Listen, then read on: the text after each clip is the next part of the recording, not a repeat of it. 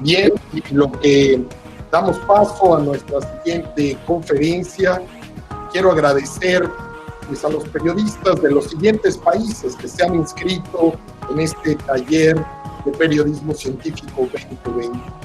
Gracias Argentina, gracias Bolivia, gracias Colombia, Costa Rica, España, Estados Unidos, Guatemala, Uruguay, Venezuela y por supuesto gracias México.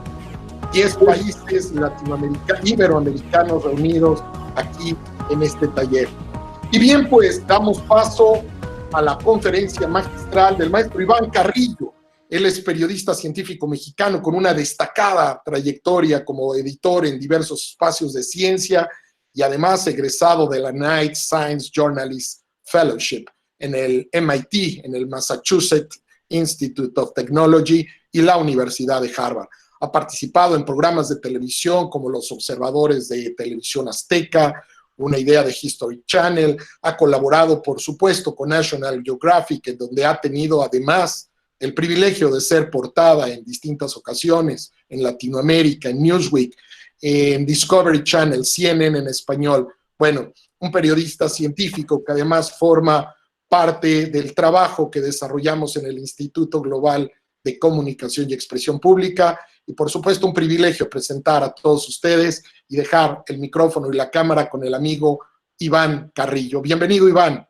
Hola, Enrique, ¿qué tal? Mucho gusto, un honor estar aquí nuevamente contigo. Quiero saludar a todos los colegas que nos acompañan de América Latina, en especial a mi equipo de Tech Review, a Minet, Berenice, Liliana, están aquí, 3 jóvenes periodistas que también se están formando en esta especialización. Y pues muy contento, vamos a hablar de infodemia o infoanemia, así que veo que vamos muy puntuales y sin más no quiero ser yo el que retrase. Si te parece bien, comenzamos a presentar. Adelante. ¿Ahí se ve mi pantalla? ¿Aún no? ¿No se ve ahí mi pantalla? Ok, regreso.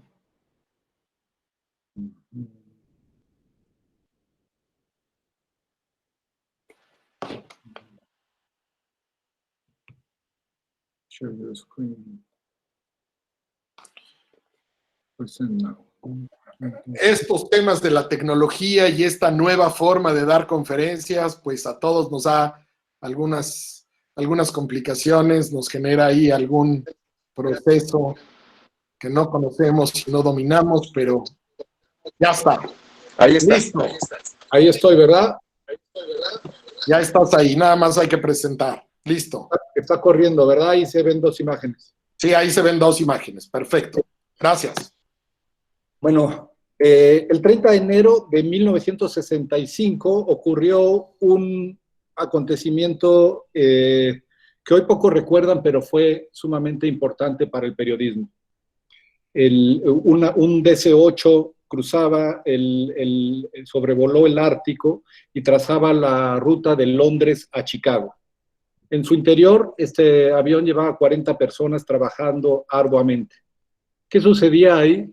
Había fallecido Winston Churchill y llevaban el cargamento con la información. El reto era lograr llevar esa información de Londres a Chicago y publicarla al día siguiente para que 7 millones de lectores en los Estados Unidos pudiera tener la primicia. Era una aventura periodística planeada durante más de 2 años, desde que Churchill había enfermado y estaba en cama, y el periodismo cumplía con esta máxima de llevar desde el frente de guerra, como bien dijo el doctor Domínguez, el frente de guerra, llevar a sus lectores no solo la información más acuciosa, sino también las imágenes que, como sabemos, se volvieron históricas siempre a través de la revista y las portadas de la revista Life. Este reportaje fue la última gloria del periodismo impreso, Recordemos que la televisión ya estaba en boga y comenzaba, estamos en el año 1965, el reportaje costó $250,000 y la misión se cumplió con éxito.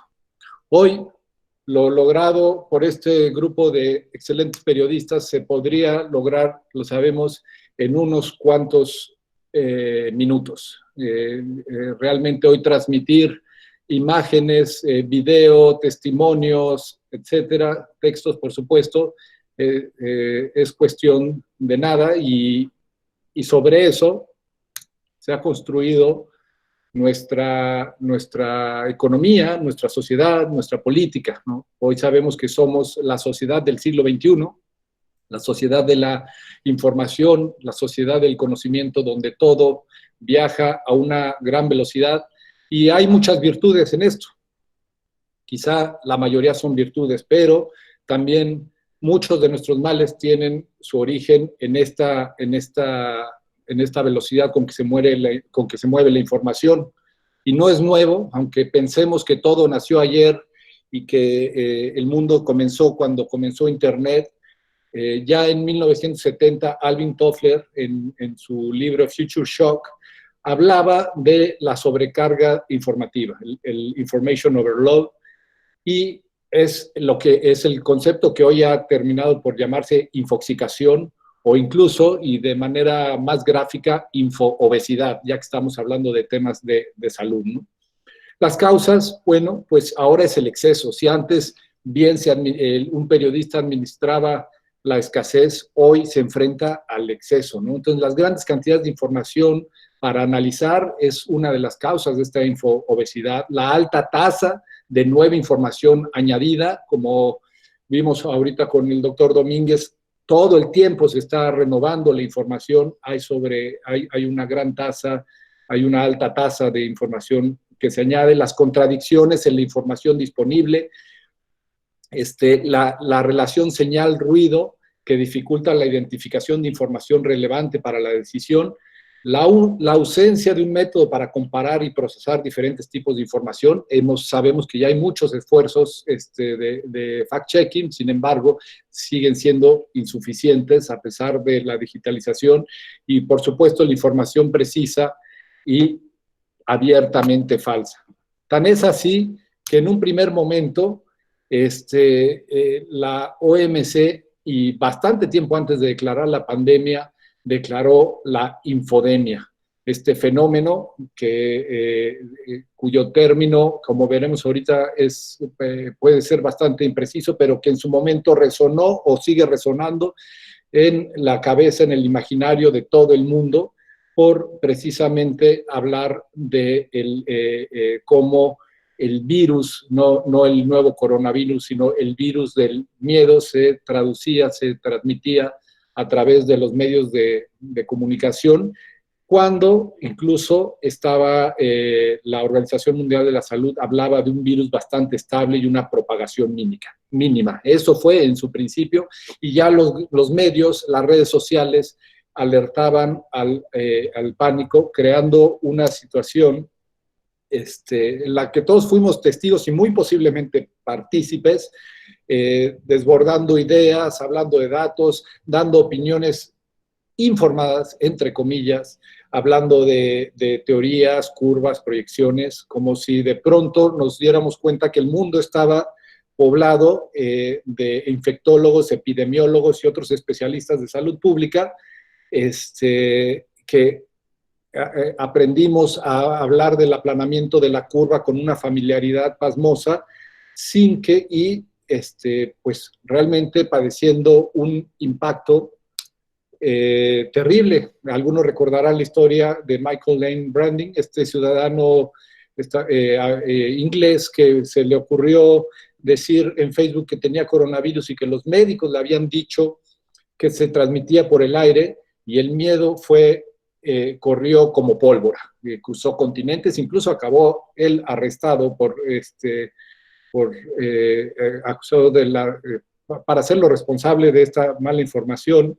Pero bueno, el pánico corrió como pólvora, lo sabemos, y Curiosamente, pánico tiene sus raíces, la misma raíz que pandemia, obedece a este semidios griego, Pan, que es el protector de los pastores y los rebaños y también de la fertilidad y la sexualidad humana, y se atribuye la palabra pánico a las apariciones nocturnas de este insaciable semidios griego que se aparecía para violar y causar pánico en medio de la noche. De ahí viene la palabra, pero ya que estamos en las etimologías, yo me metí a ver de dónde venía pandemia.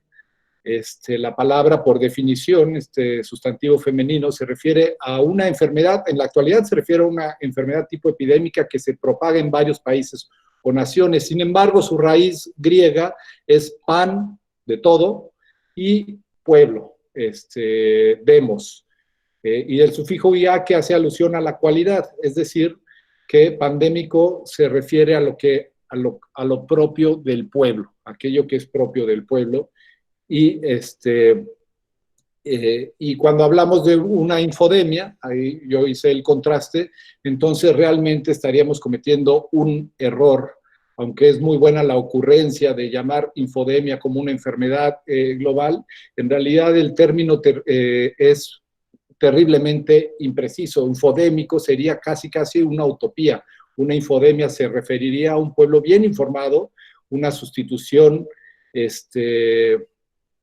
una aspiración que tiene cualquier sociedad que se llame democrática, porque la información, como sabemos, es la necesidad, es por necesidad uno de los bienes comunes de cualquier sociedad, y además es la auténtica y la información auténtica y verdadera pertenece al reino de la necesidad, la naturaleza social, cultural y política y económica de las comunidades. Es decir, cada sociedad determina qué es lo informativo, y la información, la verdadera, la curada, la necesaria, es capaz de prender en la conciencia colectiva.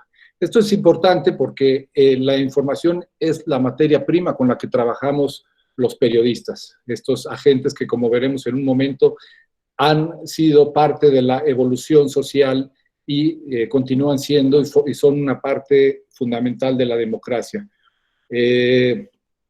La información, también sabemos, es aquella que nos permite resolver problemas y tomar decisiones, ya que su aprovechamiento racional es la base del conocimiento.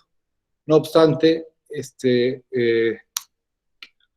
nos enfrentamos a una mala calidad informativa.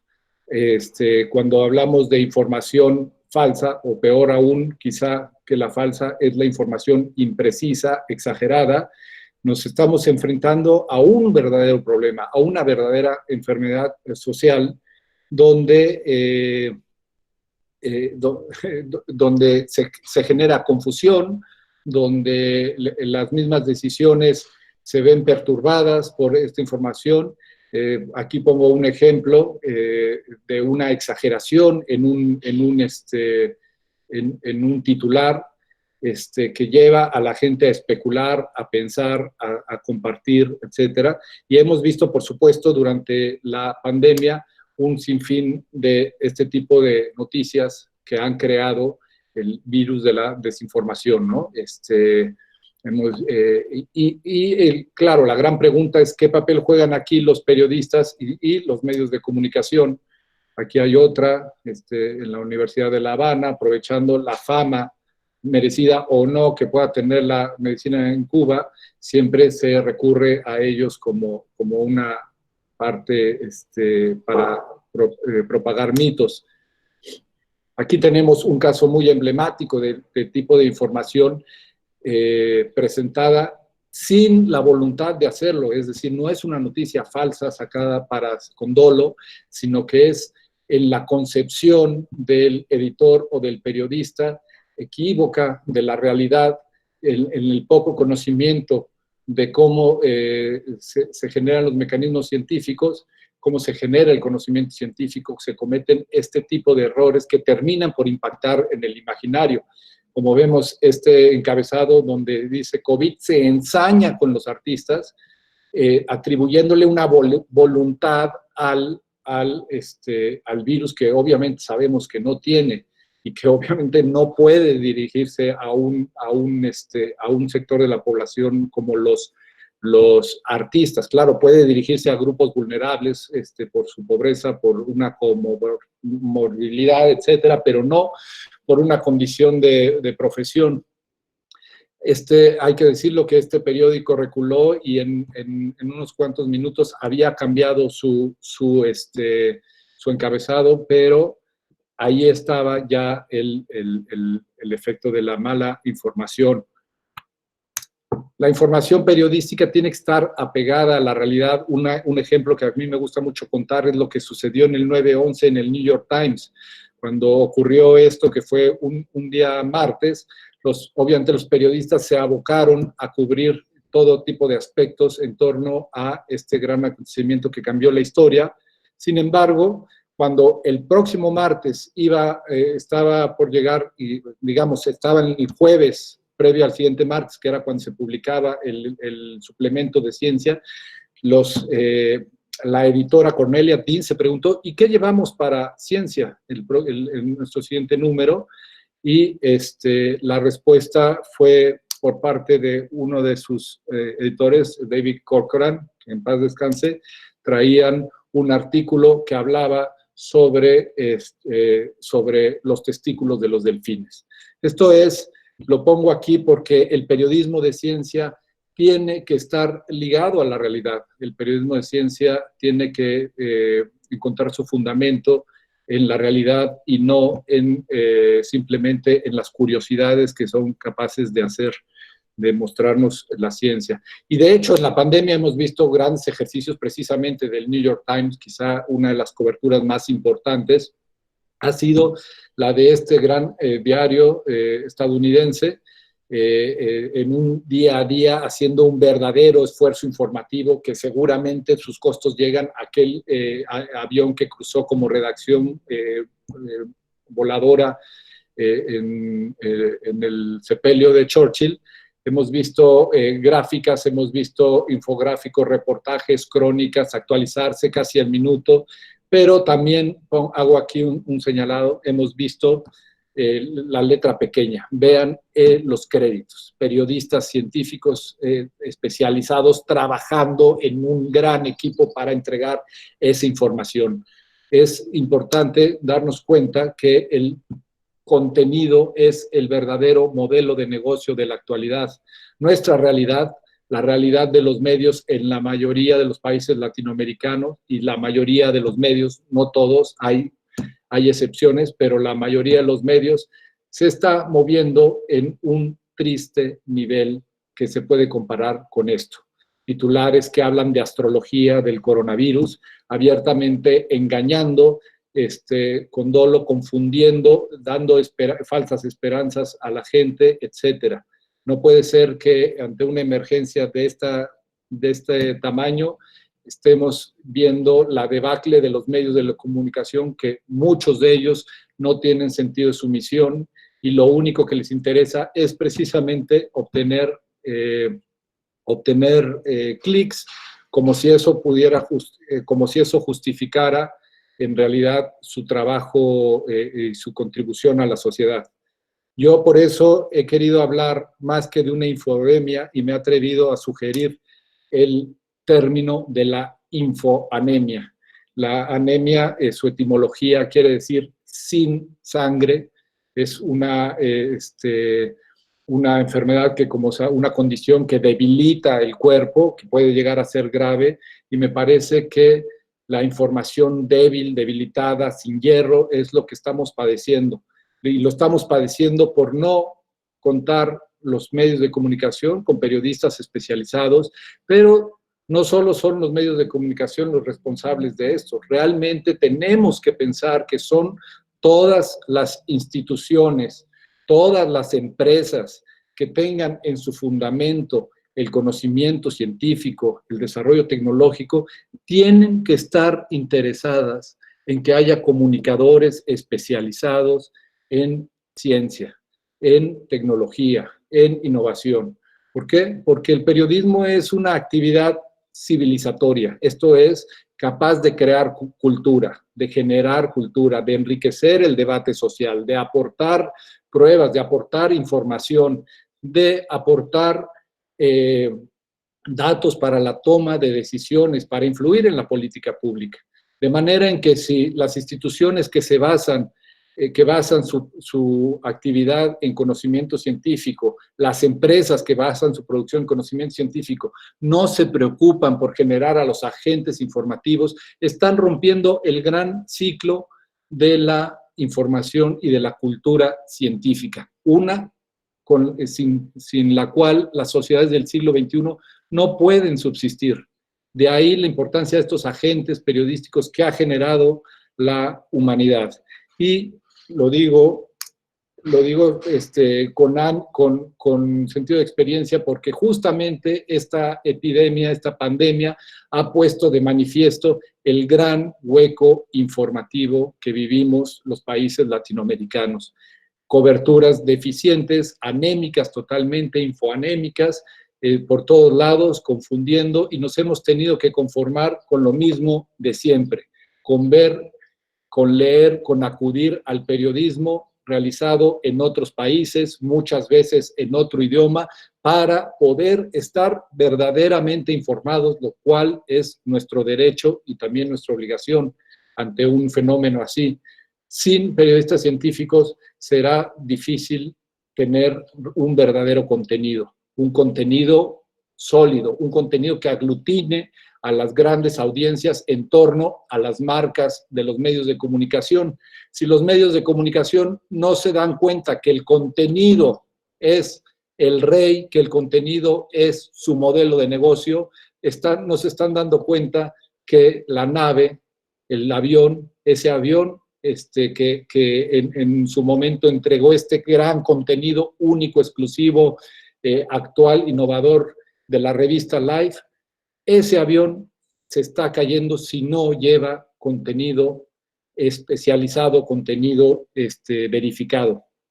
Y para concluir, esta nota es de octubre de 2019, pero si uno busca la próxima pandemia en medios internacionales, va a saber que desde hace mucho la ciencia sabía que podíamos presentar un problema de esta naturaleza. Había muchas variables, se pensaba que vendría de la influenza, pero el periodismo estaba ya ahí desde entonces también para advertir lo que la ciencia estaba señalando y no le hicimos caso.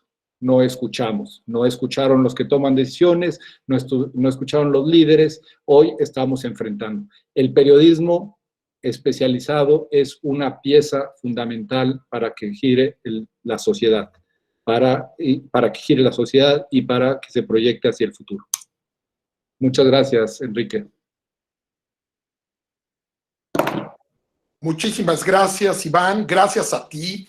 De verdad coincidimos en todo esto que tú nos presentas con una visión muy clara, con estos puntos tan importantes que compartes con nosotros. Ya escuchábamos algunas personas. Hay que terminar de compartir la pantalla, por favor. El chat que decían que precisamente, pues, en otros países sucede lo mismo. Escuchábamos la voz de Rocío Ardura, de Javi Lobo desde España, oíamos otras más que anotaron en el chat, que bueno, pues esto que tú comentas efectivamente sucede en muchos países. Qué importante lo que nos dices, Iván, porque al final del día el periodismo científico es una voz acreditada, es una voz preparada, y ese es el gran objetivo de todo este trabajo que hacemos conjuntamente desde hace más de 15 años. El que pues todos los espacios mediáticos valoren, identifiquen y tengan presente el trabajo que pues todos desarrollamos de manera conjunta, pero con la especialización del periodismo científico que hoy nos ha demostrado que tanto valor le hace a la humanidad en medio de una circunstancia como la que estamos viviendo, Iván. Así es, Enrique, definitivamente, y sí quiero resaltar la labor que haces tú y la labor que hace el Instituto, que como bien dices, desde hace 15 años apuesta por la especialización, la promoción y la generación de redes de periodistas especializados, porque sin estos agentes informativos será difícil que realmente tengamos la materia prima de las decisiones, así tal cual. Así que adelante, yo celebro mucho las iniciativas del Instituto Global de la Comunicación. Cuentas conmigo, están aquí todos los colegas interesados, atentos, pendientes y participando en y me deja ver que posiblemente hay una realidad más positiva, más virtuosa para los medios de comunicación y sobre todo para la sociedad, que es al final hacia donde debe hacerse la contribución informativa. Es correcto, Iván, pues te quiero agradecer mucho a nombre de todos los periodistas, de todos los divulgadores y los influenciadores sociales que hoy se han dado cita aquí en nuestro taller de Periodismo Científico 2020, agradecerte tu participación y adelantarles que en las próximas ediciones de este mismo taller, en los próximos meses, por supuesto, daremos a conocer al final de este taller el calendario de nuestras próximas sesiones, pues también nos traerás más noticias, más información, cómo trabajar juntos y además, pues, algunas sorpresas que serán muy agradables para todos, estoy seguro. Muchísimas gracias, Iván. Un abrazo, Enrique, saludos a todos mis colegas y estamos en comunicación. Hasta luego. Quiero aprovechar este momento y en lo que damos paso a nuestro siguiente conferencista magistral, de agradecer de manera muy puntual al representante regional del Instituto Global de Comunicación y Expresión Pública, a Gerardo Castro, que por supuesto su labor es una labor encomiable, ejemplar, extraordinaria. Jerry, desde aquí un abrazo muy grande hasta allá, hasta la zona de Calibaja, como le hemos llamado, la sección, en las sesiones de nuestra edición latinoamericana, esta que llevamos a cabo muchos años en la ciudad de San Diego con tu participación y tu apoyo. Y por supuesto, agradecer de la misma forma a todos ustedes por continuar en este ejercicio. Vamos a hacer una brevísima pausa de 1 minuto para preparar a nuestro siguiente conferencista y estamos listos aquí en el Taller de Periodismo Científico 2020.